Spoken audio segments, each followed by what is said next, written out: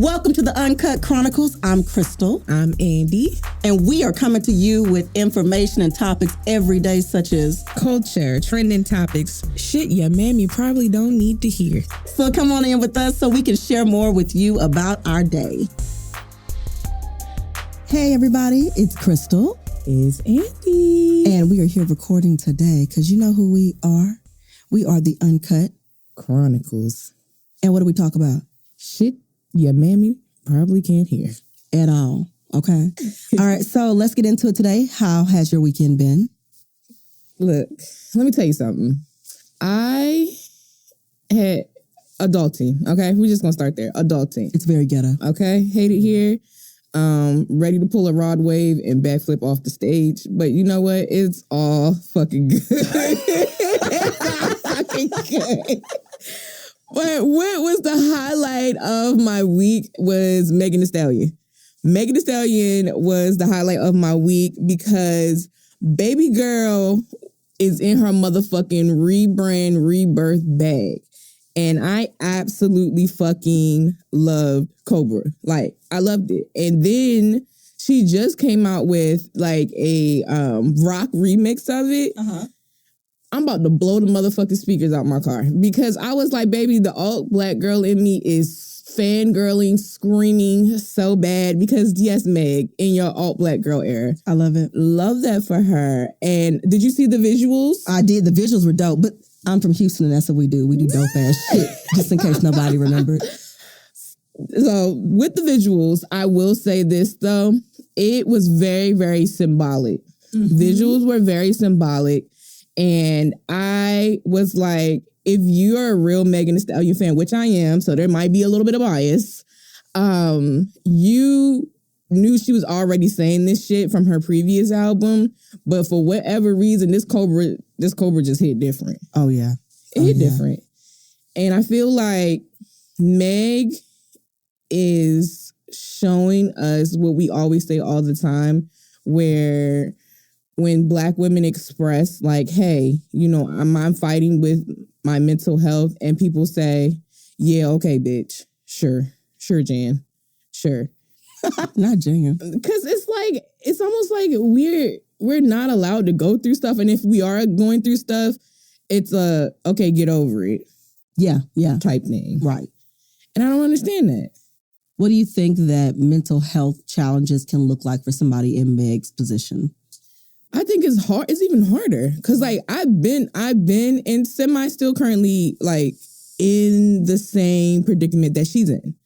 And when you're trying to literally come out the belly of the beast of your mental health and, you know, just life itself, and you're already going through hell trying to get out the belly of the beast, and then you get out and you're still going through hell times 10. It literally will send you to a fucking dark ass place. And I get that with her. Like she probably still is in a dark ass place, even during this rebirth, because there's so much scrutiny with her. And then, you know, the Tory Lanez case didn't help. And, you know, you got a fucking blue face, whatever, out here talking about you done topped them off. Like, God damn, can I catch a break? Like, every time I turn around, my name is some naughty mouth, and I can't catch a break, and I'm already trying to rebuild myself. Then my man done cheated on me. Wait. The one I like. The tall, dark, the man I like. Party. Hold on. Party City done cheated on her. Damn. I said, Party, Mr. I Love Black Women Party. And then had the nerve to post a Future meme when the lyrics came out. I said, if y'all don't give my girl a break, I'm going to air this motherfucking bitch out. That's just what I'm going to do. Because when she said, Lord, how much more of this shit I can take? I ain't never felt the lyrics so bad in my life. Because you're famous. So you already got the spotlight on you. So we already go through our daily, you know, mental health struggles, you know, privately with our lives. Can you imagine your struggles being like on the front page of the news every damn day? This shit's so messy. Y'all don't even want to, some stuff you just don't even want to know. It's so horrific, like all the time and magnified. Yeah. And you got to exercise. And you got to drink water and try to eat right. You got to comb your hair. Talking about some affirmations. All while the world's crumbling around you. And then barely got that. Okay? We barely combing the hair. And I can attest to that. We barely combing the hair. So you want me to fucking work out and drink water. Y'all going to give me a fucking break. Girl, I feel like with Meg, though, one thing I like about her is that in the beginning, if people thought that she was just, you know, a regional rapper at one point, and I don't think they expected the glow up, but she always had the making. She always had the making of a star if you pay attention. So I love it how she went from, there was her previous albums, then eventually she started doing collaborations. You had your WAP, and then from WAP, even like most recently Bungos. And then Bungos was interesting and kind of piggybacked on WAP just a little bit. And then from there, this Cobra to come out. You didn't expect it because Bungos is just several weeks ago, right? Hadn't been that long ago. And so people just didn't expect it to be so tasteful and so strong moving forward. I think she's positioning herself to be a force to be recognized and not just a rap star, but she will eventually be a pop star. You're going to give it time. It's definitely going that direction. And I feel like that's what she's showing, that she's versatile, that she's intelligent, that even though she might be a rapper that wears sexy clothing, she can be and will be classy. And you will respect her for that because she really already embodies it. She just kind of dibble dabbles on two sides is basically it. I love Meg. I really, really do. I really do. I'm a Stally. All day. I'm a Stally. And I have no shame in it. And I'm so proud of her because I can't imagine, you know, trying to rebrand myself and almost like rebirth during all that trauma. And what hurt me even more for her was, you know, she has no family. I don't have no mom, I don't have no dad, I ain't got no sister, no brother. I don't have nobody that I can essentially go to during this time. And you're in the music industry where you really can't even trust Piranhas anybody. and vultures. I mean, she might have extended family, like some aunts and uncles or cousins or something somewhere. But if you're not really close to those people in proximity and in relationship, it can feel very isolating because she doesn't have immediate family. So her extended family, if they're there at all, that's all she has. Can you imagine facing the world head on and somebody shooting you in the foot and lying on you and, you know, coming for your throat? This girl had to put on her warrior wear, it seems like damn near from the beginning. It's just, it's a lot to take a bite of. And who else was similar? Sha'Carri was similar. You know, her going through all that pressure and stress and not having family around anymore, how hard it was to try to keep it together to get to her goals and dreams with such limited family. I think that we have to respect the fact that people are trying to come back from some devastating loss and to do that while still being successful and being in the spotlight. Baby, half of y'all can't even get over a little chicken tender breakup and get out the bed, you know, and brush y'all teeth and wear pants. Literally. Okay?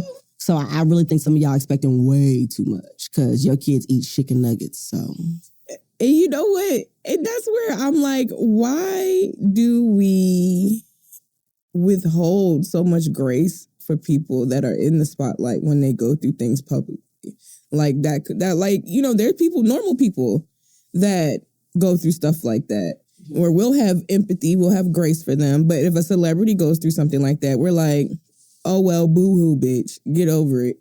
Is it because we think because they have status and money that... And the money has to make it worse. Yeah, and she literally has said that. Like, why, like, you know, why do people think just because I have money and stuff that I don't go through stuff? And, like, yes, I have everything that I could possibly materialize, like, desire, but that still doesn't bring happiness. Yeah. And I think people forget that sometimes. Like, yes, money can bring happiness. Like, bitch, right now, money could bring me a lot of happiness right now. Okay? I must cry, but I'll be happy. But I understand what she means because it's like, even if you have everything, that doesn't change the fact of your mental health. Like, I could have all the money in the world and it can still be miserable as fuck. Yeah.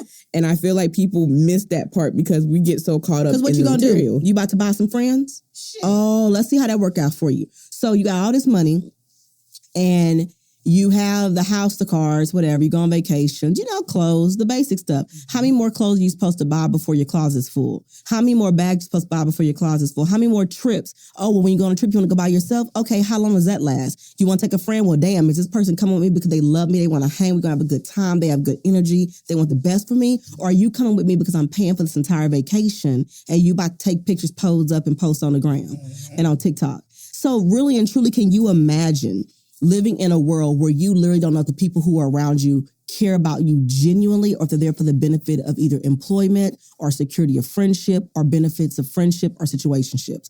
The pressure alone is just, it's unthinkable. I mean, half of y'all depend on your friends to put gas in your car or call you in the morning to wake up for work. Shit, could you imagine somebody only doing that because you paid them? Like, it's unthinkable. Are they stealing from you on the side? Like, trash. It's trash. It is. And I feel like, again, that goes back to like us normal people and celebrities, where it's like y'all don't understand, they go through the same shit. They just got money. Yeah. That's and they got difference. Raggedy families too, just like all of us have. Everybody. They have people with problems. They're regular people. It's just really heartbreaking. It really is. It really, really is. So I love her rebirth, and I feel like more women need to look at their lives a similar way. People, period. Like, think about your rebirth. Not just, new year, new me. Yeah, okay, for 5 days. No, honestly, like, what's your goal? Like, how do you want to improve yourself? Whether it's your physical, your mental, your spiritual, whatever, business, hobbies. How do you rebuild and give birth to something so amazing beyond yourself? And how much time does that take? Because birth doesn't happen instantly. No. First, you got to get pregnant with it. What's your dream that you're pregnant with? You know what I'm saying? Like, that's what we got to look at, man. How do we do the rebirth like Meg is doing it? Like, how do we rebuild and take time? Because she's been kind of quiet. She shows you her workout. She shows you new little things. But she's been kind of mellow with it. And then, boom, here we are. But I think that goes back to the importance of, and I say this all the time, it goes back to the importance of shutting the fuck up when you have a vision, you have a dream that you are pregnant with. Just like how when we get pregnant, we don't say anything for those first couple weeks because I'm one of them. We all. So glad she mentioned that part. So glad. We 8 months long, but but you want to protect it so bad because you don't know. And then like, maybe that's just the superstitious thing that we've all had, but like, you don't know who will speak against, what you're pregnant with. And so I feel like in her incubation period of her shutting the fuck up, and she even said, like, I don't even get on social media. I don't know what the fuck y'all got going on. I don't get on there. I don't know. And she stayed focused on what she was doing. And then she's doing it independently. So all this shit came out of her pocket. No label, no nothing. And she was doing that long before it was popular.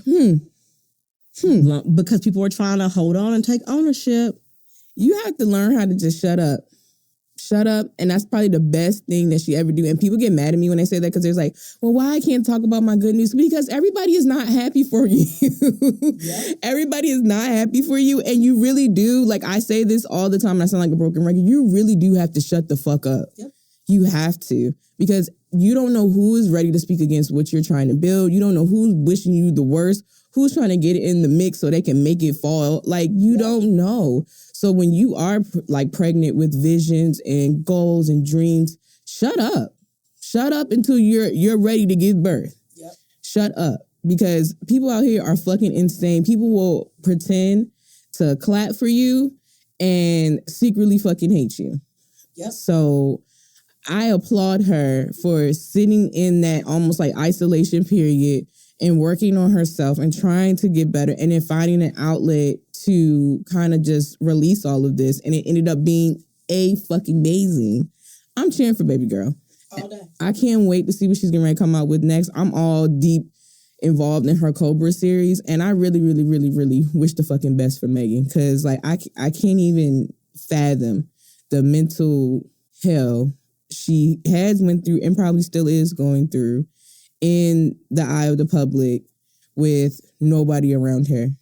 I can't even fathom that. But I'm a Stally, and I stand. And I really think she's really like one of those Phoenix rising out the ashes stories. after all of this bullshit blows over. I love it. I love it. And so, you know what? That's what we're going to do. We're going to be on our stallion shit. And so we are so glad y'all stopped in. So we're going to talk to you a little bit more a little bit later. I'm Krystle. I'm Andy. And this is the Uncut Chronicles. And we are so happy that you stopped by and got a little uncut with us today. Peace. Bye, guys.